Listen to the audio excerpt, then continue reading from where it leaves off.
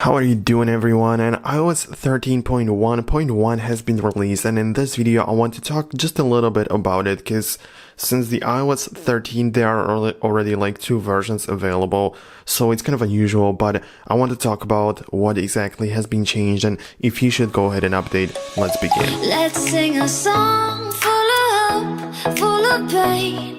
The size of the update on my iPhone 10 was about 114 megabytes, and I was running 13.1 at the moment, so only going through a point update is quite a big one. But of course, we don't expect any new features. With the 13.1, we got something new, some minor improvements, like normal stuff after a huge release of the iOS, and some minor changes as well. For example, the change in the Apple TV app, it now looks white instead of the blue color.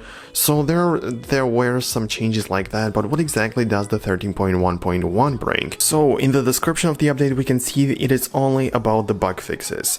And I'm not sure how significant they were, but one was standing out in particular, and it's actually the last one. I mean, there was a security problem with the keyboard.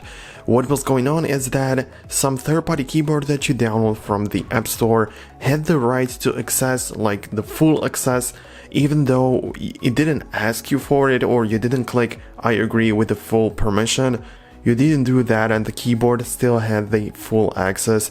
So there was kind of a security feature or a security bug that has just been resolved with the 13.1.1. So if you're using a third-party keyboard, this is a way to go. Don't stay on the older version, since it's not very stable or it's not very safe to do that. But besides that, only some minor things have been solved or actually removed. For example, there was a problem with the battery that could actually go off or could go down to 0% a lot faster. So this is also a plus to do, or like to install the 13.1.1. But besides that, you know, for example, there were some problems with the reminders that were not synchronized very quickly, or there was a lag or delay of the synchronization. So I don't know, it depends on what type of person you are, it depends on what exactly you use your iPhone for. If these things are important for you, then you should of course go ahead and update it. Another huge problem that has been changed or actually resolved with 13.1.1 was that there was a problem with restoring your iPhone from a backup, which is quite a significant problem, and it's good that it has been resolved. Besides that, on the latest iPhones, the 11, 11 Pro and 11 Pro Max, of course, there was a problem with some sort of Siri things and Siri commands that couldn't be recognized for some reason. I mean, like I say, no new features, only some bug fixes and some security things going on in the background.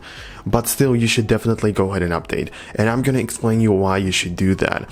First of all, the iOS 13 has many new things, so if you are staying on the iOS 12, the iOS 13 brings so many new features, dark mode and improvements, so it's great to go ahead and update. But it's not the best idea to stay on the 13.0, since there are still some bugs part of the version. It was like the first release, and after such a big update, every time after a couple of days we get another one fixing those minor issues and minor bugs.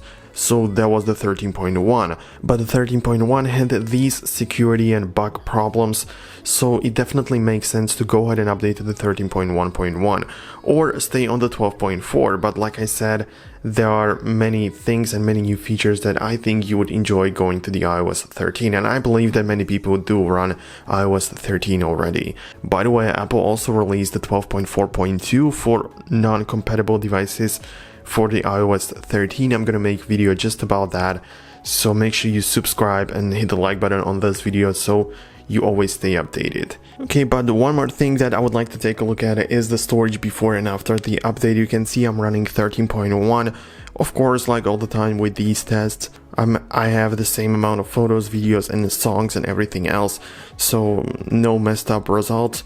And right now, if I swap to the 13.1.1, you can see 9.7 gigs is available, whereas 9.7 gigs were available before. Nothing has been changed. I mean, not really anything going on in terms of the storage. So should you expect to get some storage back? Of course not, but there are only the security things going on in the background, nothing else and nothing less.